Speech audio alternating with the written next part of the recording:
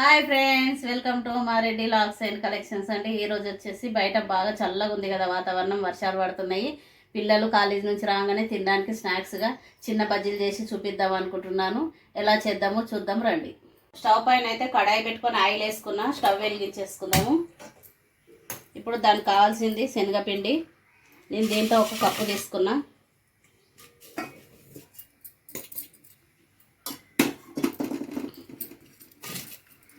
వాము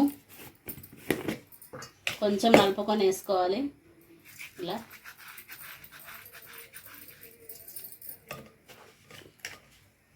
వాము జీర్ణం కావడానికి బజ్జీలు.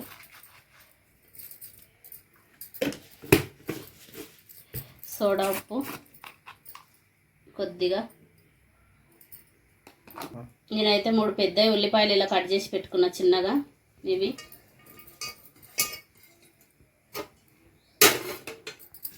కరివేపాకు పిల్లలు తీసేస్తారని చిన్నగా కట్ చేసి పెట్టుకున్నానండి. ఇలా కొంచెం గుప్పెడు కరివేపాకు. తర్వాత కొత్తిమీర కడిగి కట్ చేసి పెట్టుకున్న. పచ్చిమిర్చి ఇలా చిన్నగా తరుగుకున్నా.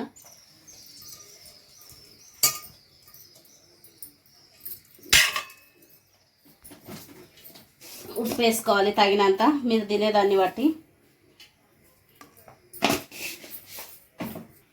ఇది కొంచెం అల్లం పేస్ట్, ఇవన్నీ వేసుకొని బాగా కలుపుకుందాము. ఆయిల్ వేడి అయ్యేలోపు పిండి కలుపుకుందాము. కారం అది మిర్చి మీరు ఎలా తింటారో దాని కారంని బట్టి ఉప్పు మిర్చి వేసుకోండి. ఒక్కొక్క ఏరియాలో ఒకలాగా పిలుస్తారండి. మెత్తటి పకోడీ అని కూడా అంటారు. మేమైతే చిన్న బజ్జీలు అంటాము. ఇప్పుడు వాటర్ వేసుకుందాం తగినన్ని. చూసి వేసుకోవాలి, ముందే ఎక్కువ వేసుకోవద్దు. పిండి కలుపుకొని చూసేసుకోవాలి. నాకు బజ్జీలు అంటే చాలా ఇష్టం అండి. వర్షం పడుతుంది కదా బయట, పిల్లలు రాగానే స్నాక్స్గా ఇద్దామని చేస్తున్నా. వేడి వేడి బజ్జీలు బయట వర్షం పడుతుంటే చాలా బాగుంటాయి.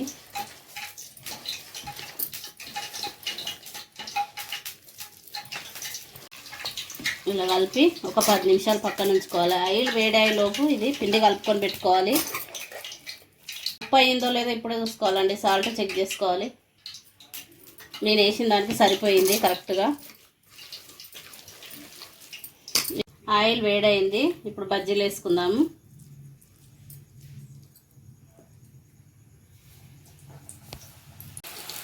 ఇలా వేసుకోవాలి కొద్ది కొద్దిగా బజ్జీలు అయితే.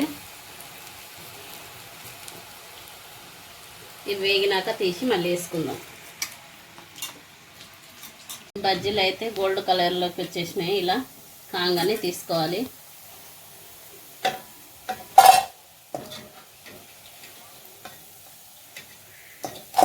వేడి వేడి బజ్జీలు రెడీ అండి. వర్షం పడుతుంది కదా బయట, చల్ల చల్లగా ఉంది. వేడి వేడి బజ్జీలు తింటే చాలా బాగుంటుంది.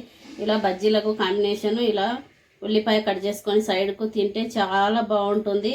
ఈ వీడియో కనుక నచ్చినట్లయితే నా ఛానల్ లైక్ చేయండి, షేర్ చేయండి, సబ్స్క్రైబ్ చేసుకోండి. Bye friends.